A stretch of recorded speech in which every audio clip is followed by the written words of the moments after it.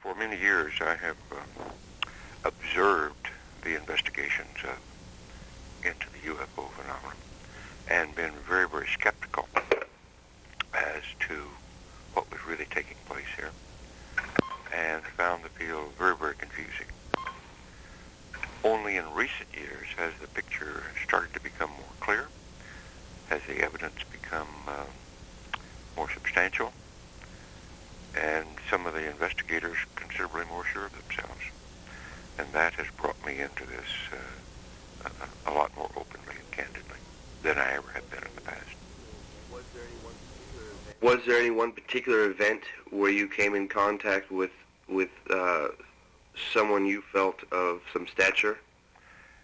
Not a particular event, but a series of events in which I talked with people of stature, of military and government credentials and position, and heard their stories and their desire to tell their stories openly to the public.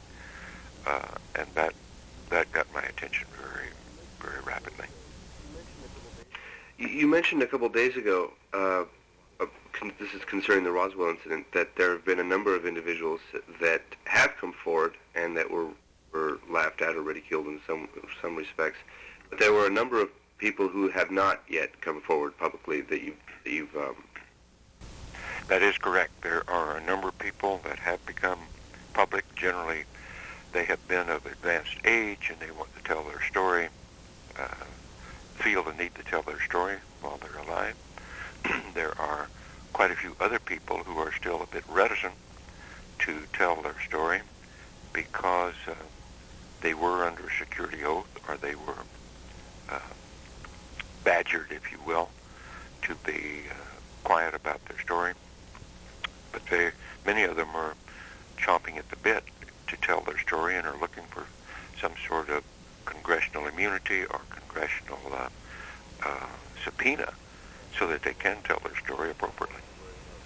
And not obviously worried about being... Beg pardon?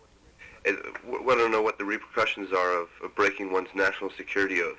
Well, is it quite... Well, it can be very severe if indeed it is found that the security oath is valid. There's great question these days as to whether these oaths are indeed valid anymore, because much of the activity does not seem to be under executive or congressional oversight. And it may very well be the fact that this activity is no longer a constitutional activity. Mm-hmm. You were born in Roswell, New Mexico. Do you remember as a child hearing rumors? Oh, I remember very clearly, and somewhere in my archives, I think, I have a reproduction of the newspaper account of the day the so-called Roswell incident took place. And I was 17 years old at the time, and I only remember it in passing. But over the years, as it's become evident, yes, I remember that. Was there a lot of speculation at the time, or were there... No, I think the following day when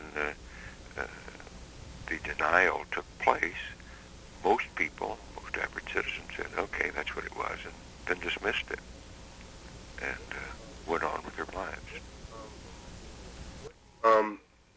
What do you think the single most compelling bit of evidence that would support the existence of UFOs?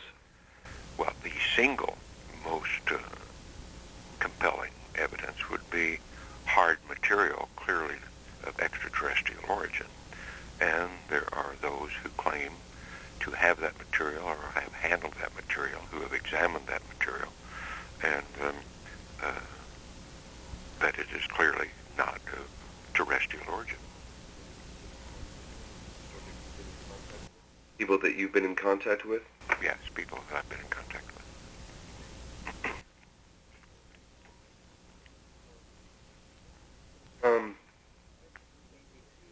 I guess this would lead me to ask you the question, is it possible, in your opinion, that an organization like Majestic 12 could have been formed to deal with the debris that was found in the desert near Roswell, New Mexico in 1947?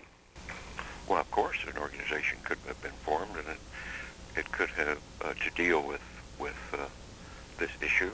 Undoubtedly, it was formed, and it could very well be considered of such high classification as to be an unacknowledged project, which means that even its existence is denied. And that seems to be precisely what has happened. Now, whether Majestic 12 is really the project or not, I don't know, not having first-hand experience there. But that, of course, is what the documentation shows, is that there was a project, or at least a portion of the project, with that name, and much of the information seems to have been carried out within that project. Any of the activities, what I should have said. Yeah. Any of the people that you've been in contact with in recent years, I think at one point you'd said something on one of the network televisions about being in contact with a couple different government officials from 2 different countries. Yes, there are government officials. I have been in touch with Soviet people. I have been indirectly in touch with the Belgians, who are very, very open in their reports of what has been going on in their country and their intercept activities in their military. And I've been in touch with people within our own government whose official duties led them into these type of UFO investigations, or dealing with the material and the information in some particular way. Did you find these individuals you spoke with impressive? Some of them are very impressive. They are good career people within government, very serious about their jobs, and I find them credible. And it's more than finding them credible. They have to be checked out. Their story has to be checked against, were they in the positions they claim to have been in? Were they at the locations they claim to have been in? In other words, their story needs to be checked independently and verified. Now, their personal experience, what they understood and gained from those positions, is unique to them. But their record of movement, their record of employment, where they have been, what they have done, that often is quite verifiable, and steps have been taken to verify those. And if these areas check out and the people's stories hang together, then I consider them credible witnesses. In your opinion, how is it possible for a government which has been known to leak information maintain such a thick blanket of secrecy for 50 years? Well, it hasn't maintained. It has been leaking out all over the place. But the way it's been handled is by denial, by denying the truth of the documents that have leaked, by attempting to show them as fraudulent, as bogus of some sort. There has been a very large disinformation and misinformation effort around this whole area. And one must wonder how better to hide something out in the open than just to say it isn't there. You're deceiving yourself if you think this is true, and yet there it is right in front of you. So it's a disinformation effort that is the most concerning here, not the fact that they kept a secret. They haven't kept it. It's been getting out into the public for 50 years or more. When did you decide, at what point, to speak openly about this, and were you concerned about jeopardizing your reputation as an American hero in that respect? I am far more concerned with discovering facts and discovering the truth of issues than I am about reputation. If you are sincere and if you work at your projects with integrity, that's all that's truly important in my mind. And what caused me to want to speak out and to be a part of this is the fact that it seems that the center of activity is no longer under high-level government oversight, no longer under high-level military oversight, not under executive branch oversight at all. And that is deeply concerning because some of the events are very bizarre. If the stories of abductees can be understood and validated, and I'm sure it's not exactly what it's purported to be, there is something going on here that is rather nefarious, and we need to get to the bottom of it. And to me, that is the most important issue here.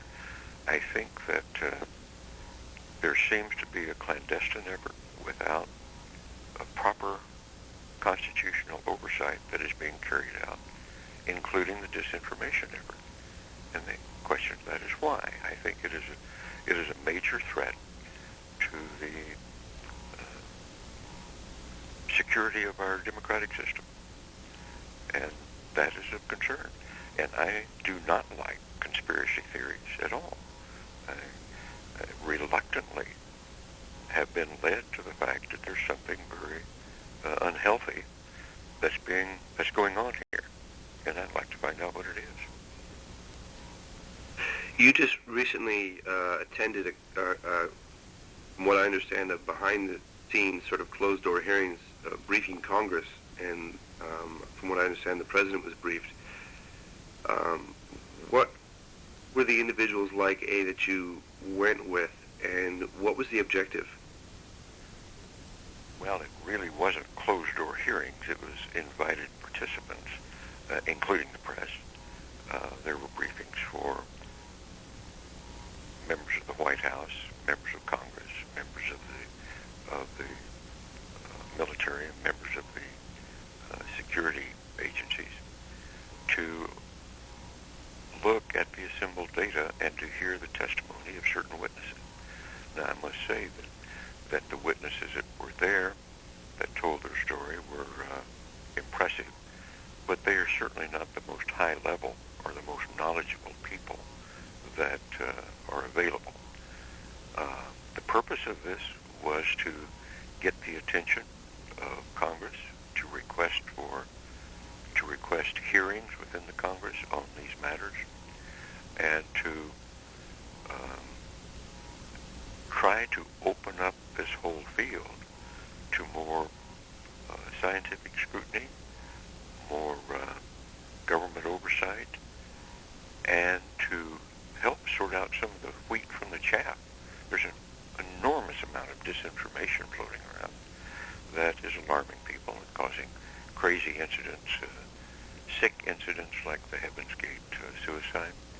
And I'm convinced, as are many of the other folks that are involved here, that only by factual knowledge coming out can we restore some bit of sanity to this whole thing. The people involved, Dr. Stephen Greer was one of those that was kind of a leader in organizing this particular presentation. But there are many other people of immaculate credentials who are also involved and interested. And of course, what are they getting out of it at this point? Not a whole lot, I would imagine. I mean, what's in it? There is certainly no glory associated with this, and generally more ridicule than anything else. And one must ask, why are these folks doing it? Why are people like myself doing it? It's simply because we see some truth here and some activities that are very puzzling, very bizarre, but very real, that are of great concern, and they need to be brought to the light of day and to the better light of scientific scrutiny and government oversight. One one quick question I want to ask you about, have you spoken with anyone with any stature that would support the theory that secret bases such as Area 51 are housing alien technology? From my best knowledge at the moment, Area 51 is not particularly involved anymore. There's been too much publicity thrown at that. But I have talked with individuals of stature who say that that is true, that there are such bases. And I have not personally talked with all of them, but my colleagues have, that there are others who know where this activity is, have been there, have viewed some of the activity, and suggest that it's true. Mm-hmm. Now, mind you, we must point out, I have no first-hand experience myself with this. I am relying strictly upon the testimony of people I believe to be very credible with military credentials, scientific credentials, and stature in their positions within government or within intelligence or within contractor organizations who would like to tell their story under proper congressional immunity and without fear of prosecution or reprisal for having told their story. Have you been threatened or concerned about your own security? Because, of course, a man in your position should be taken seriously. There is a small concern here, but by trying to be very open and trying to be very straightforward about this, I think it is minimal, and I'm willing to take that risk. What word of advice would you give those who wish to filter out the garbage attached to the UFO phenomena? And well, I think most people, the average person, is simply going to have to wait to see what comes out here. It takes a great deal of knowledge to know what is both possible and probable, a great deal of scientific training, because it appears we're dealing with a technology more advanced than is in the public domain. And even some very astute scientists are puzzled by some of the phenomenon we see. But we have now come to the conclusion that it's not that far advanced over what the frontiers of our current scientific knowledge would lead us to. And that's encouraging. We're not dealing with 2 orders of magnitude more sophistication than we are capable of. Maybe a certain extension of our own technologies, but not that much of an extension. So good scientific minds at the moment seem to be able to conjecture as to what are the nature of the technologies that we're seeing in action here.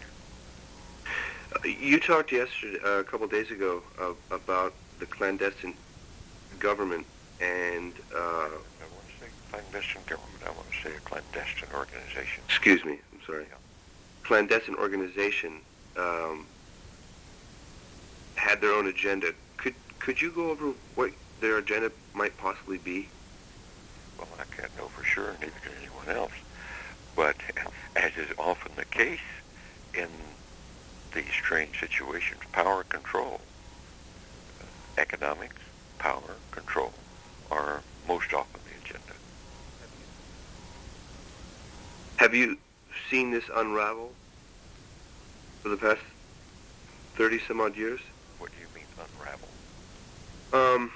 If there was a particular game plan. No, I can't say that I have. I see the buildup of activity. I see people becoming more alarmed. I see very strange events that need proper scientific explanation. People are jumping on this UFO phenomenon, on the abduction phenomenon, on the animal mutilation, on the crop circle phenomenon, as though it's a new religion I mean, we're getting it all intermixed with cultural myth, religious overtones, and such things that I don't think make a great deal of sense. And yet at the bottom of it, there's a real phenomenon going on here that needs to be properly understood. And that's what I'm about, and what many of us that are involved here are looking for, is we know that there's a reasonable scientific explanation. Even if it is a large portion of it is mental, it is still a valid area of investigation. Mm. Could I ask you quickly, one of the questions I really wanted to ask you for my own personal thing is, what is it like traveling through space? I mean, there must have been a moment after all the chaos of takeoff and setting up the trajectory towards the moon where you could pause for and absorb.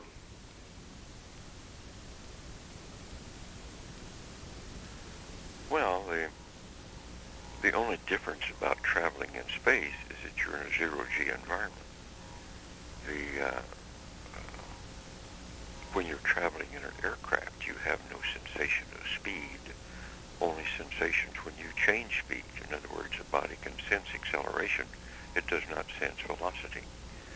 And in space, it's the same thing, but you have added to that the lack of a gravitational field or a gravity vector that tells you which way is up or down. And so you are floating as though, unless you keep yourself anchored, you are floating as though you're underwater.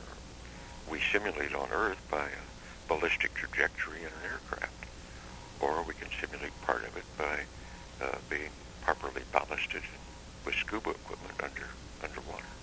So the only real difference is the zero gravity sensation of floating. But otherwise, you're functioning inside a machine in this spacecraft, very much like you would in an aircraft, except for that very large difference, the lack of gravitation vector. Of course, seeing the Earth getting smaller and smaller. Well, now, those visual effects are very powerful. When you look at Earth as a tiny little ball instead of an all-consuming planet here, then you get the mountaintop, the classic mountaintop experience, the aha, the wow, the gee whiz. And in my case, in the case of many of us, there's an epiphany, there's an insight that there's something going on here we need to understand. Did you feel just as connected to the cosmos as you did to the planet? I beg your pardon? Did you feel just as connected to the cosmos as you did the blue planet? Well, that is exactly my epiphany experience, was to feel connected to the cosmos, to feel that in a sense is our larger home. I've said in my lectures many times, Earth is our cradle, it's not our destiny.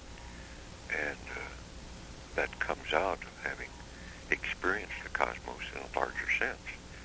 Now, the question here, for me, is what is the evolutionary product or process that allows us to have that experience?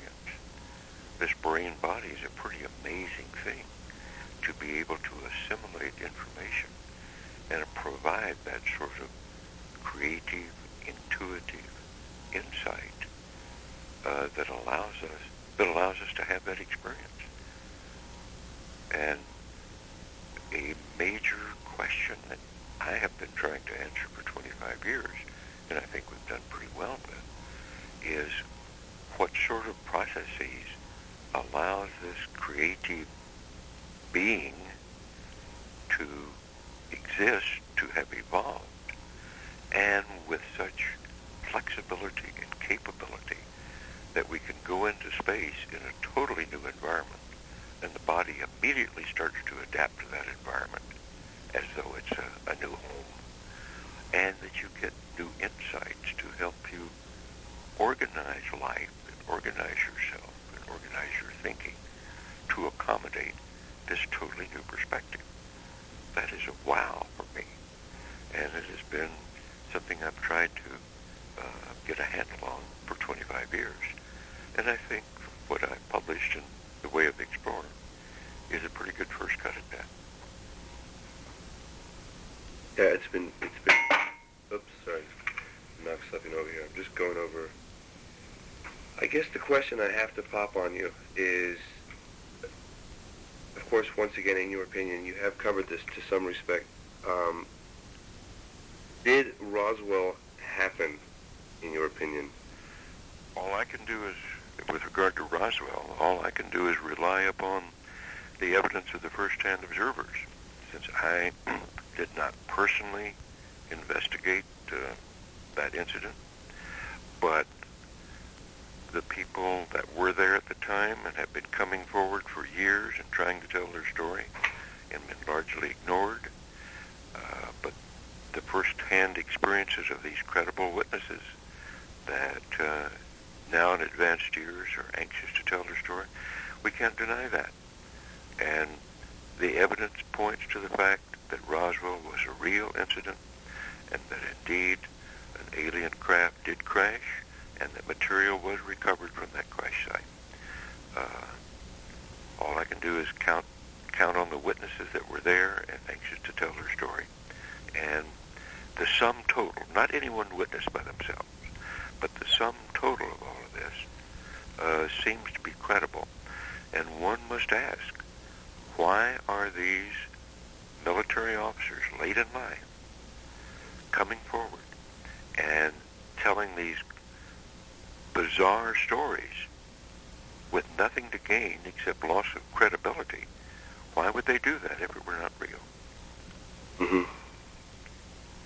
And the people that are most probably dealing with repercussions of that incident today, could one call them the clandestine group? No, I think it's just the nature of government here, the nature of bureaucracy. There may be people, I think, let me finish that statement. It's the nature of bureaucracy to hide its mistakes or to perpetuate its procedures and cover up. Secrecy was the order of the day 50 years ago, and probably for very good reasons at the time. But those reasons no longer pertain. We have long since passed the point where the public would be panicked or be overwhelmed by this. Over 70% of the people now believe that the government is involved in a cover-up of this sort.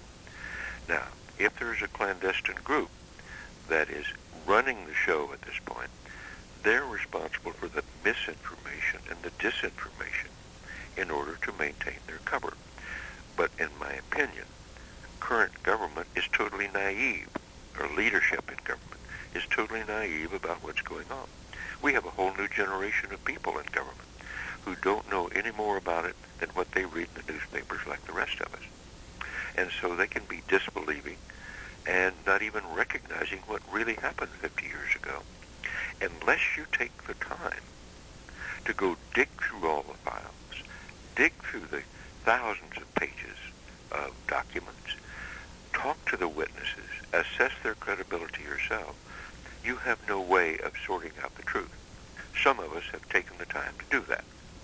And the documents and the witnesses that we have talked to present a very credible story.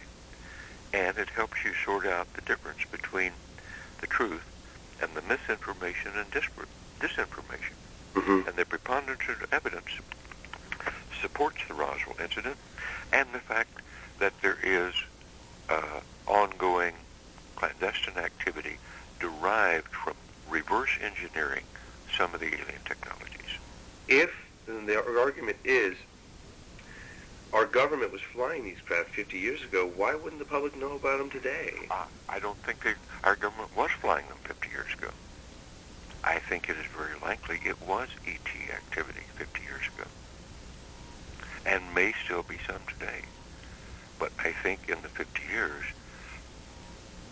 we have reverse engineered some of the technology and learned how to manufacture it. It's taken years to do that. I did not initially believe that that had happened, but I now do believe that that has happened because the witnesses say so. and indeed the pickup of activity, the increase in activity in the last 30 years would indicate something more than casual alien sort of activity. For example, one survey says that over 1%, between 1 and 2% of the population is claiming an abduction experience. Now, if you run those numbers, that's several million people. And if you say, well, all of this has taken place in the last 20 years, it would mean over 300 people a day are having an abduction experience. Now, that's a pretty wild number. Yeah. There's something going on here that needs to be understood. I don't think that there are 300 physical abductions going on every day, but there is a basis for this in some physical act somewhere. So what is the mix? Is there a mind control technology at work here? Have physical abductions taken place? What about the animal mutilation phenomenon? This is very strange. It's been made to look very occult, very like a satanic ritual or something, the way these things have taken place. And yet, if it were truly government activity, the liability of government for doing this to ranchers' cattle, and farmers' cattle, is enormous. There's some very strange things going on here. And our appeal here, we have a theory as to what is happening, but we don't know. Our appeal here is let's get some official look at this, get some good scientific brains, some additional scientific brains on it, and get to the bottom of it, because it's very disturbing. What kind of, I just have two more questions for you. What kind of technology do you think certain divisions of military are tinkering with? Well, stealth technology is one of them. I mean, we get continual reports of soundless craft, and soundless craft that do not seem to have the normal propulsive systems that our standard technology uses, our most advanced standard technology uses. The reports of this are over and over and over. There's thousands of them. Okay, what sort of propulsion technology could be available for that? Well, in the frontiers of science, one might say it's force field propulsion, or a better word for it today is learning to use a zero-point energy field, the quantum fluctuations that seem to be responsible for the universe itself. There may be other forms of technology that propulsive technology that are just beyond our horizon. But many of the more compelling UFO sightings seem to have this sort of propulsion technology. And then, even 25 years ago, both the Soviet Union and our own intelligence community was experimenting with mind control technologies that could disrupt the functioning and the stable states of mind of people. Has that technology progressed much further? The answer to that is yes, it has. And having been involved in the consciousness field for 25 years, I'm aware that these things are possible. And I have been told by people in a position to know, who have worked in these areas within government, that indeed the technology has progressed far beyond that. So, are we dealing with a sophisticated mind control technology in part of these events that are taking place? I don't know, but it would seem that it's quite possible. And it would be a natural explanation for the apparent millions of people who seem to have had an abduction experience. Have they, or have they not? Were they physically abducted, or were they made to believe they were abducted? I don't know the answer. But these are speculations based upon some rather valid understanding of where the technology could be. that need to be answered. I guess one of the last things I wanted to ask you is, if you had 1 minute to speak to the world regarding unexplained phenomena like UFOs, what would you say? Just 1 minute? Okay.